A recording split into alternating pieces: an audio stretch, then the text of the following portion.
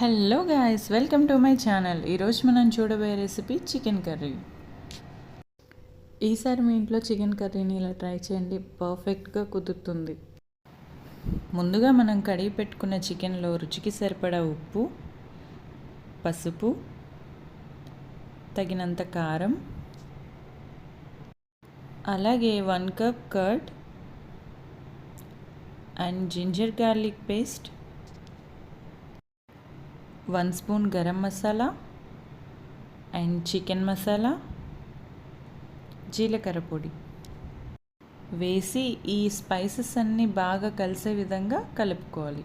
ఇదిగోండి, వీడియోలో చూపించినట్టుగా చక్కగా 5 మినిట్స్ దీన్ని బాగా మ్యారినేట్ చేసి కలుపుతూ పక్కన పెట్టుకోవాలి. ఇప్పుడు 3 పెద్ద సైజు ఉల్లిపాయలను తీసుకొని వాటిని స్లైసెస్గా కట్ చేసి ఈ చికెన్లో వేసి మళ్ళీ వాటిని బాగా మిక్స్ చేస్తూ కలుపుకోవాలి. ఇదిగోండి, ఇవి రెండు చక్కగా మిక్స్ అయ్యే విధంగా కలుపుకోవాలి. ఇలా కలుపుకున్న దీన్ని 5 మినిట్స్ పక్కన పెట్టుకోవాలి. తర్వాత ఒక ప్యాన్ హీట్ చేసి అందులో ఈ చికెన్ని వేసుకోవాలి. ఆయిల్ ఏమీ వేసుకోకుండా ఓన్లీ ఈ చికెన్ని మాత్రమే అందులో వేసుకోవాలి. అలాగే ఇందులో కొంచెం వాటర్ వేసుకోవాలి.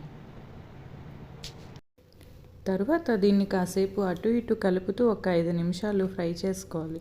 ఇదిగోండి, ఇలా వీడియోలో చూపించినట్టుగా పచ్చివాసన పోయేదాకా మాత్రమే 5 మినిట్స్ అటు ఇటు కలుపుతూ ఫ్రై చేసుకోవాలి. తర్వాత దీనిపైన మూతను క్లోజ్ చేసి 10 నిమిషాలు కుక్ చేసుకోవాలి.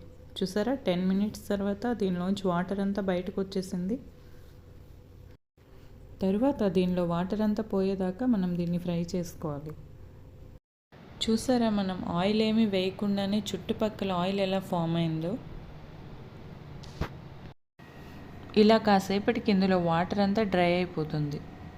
చూసారా ఎంత చక్కగా ఫ్రై అయిందో. ఇప్పుడు మనం 2 టేబుల్ స్పూన్స్ ఆయిల్ హీట్ చేసి వేసుకోవాలి. ఇదిగోండి, 2 టేబుల్ స్పూన్స్ ఆయిల్ అయితే సరిపోతుంది, వేసుకోవాలి. మనకి ఏవైనా స్పైసెస్ సరిపోకపోతే ఇప్పుడు మనం అడ్జస్ట్ చేసుకోవచ్చు. తర్వాత ఇందులోకి మనం కట్ చేసి పెట్టుకున్న చిల్లీ మరియు కరివేపాకును వేసుకోవాలి. ఇదిగోండి, ఈ 2 లాస్ట్లో వేస్తేనే వాటి అరోమా బయటకు వస్తుంది అండ్ చాలా టేస్టీగా ఉంటుంది. చూడండి, ఇలా వేసుకున్నాక ఈ 2 మిక్స్ అయ్యే విధంగా చక్కగా కలుపుకోవాలి. ఇలా అటు ఇటు కలుపుకుంటూ కాసేపు ఫ్రై చేసి మనం రోటీలోకి కానీ రైస్లోకి కానీ ఈ కర్రీ పర్ఫెక్ట్గా సెట్ అవుతుంది. ఒకసారి మీరు ట్రై చేయండి. ఇదిగోండి, మన వేడి వేడి చికెన్ కర్రీ రెడీ అయిపోయింది. ఈ సండే మీరు డెఫినెట్గా ఈ డిష్ ట్రై చేయండి. మీకు ఎలా కుదిరిందో నాకు కామెంట్ చేసి చెప్పండి.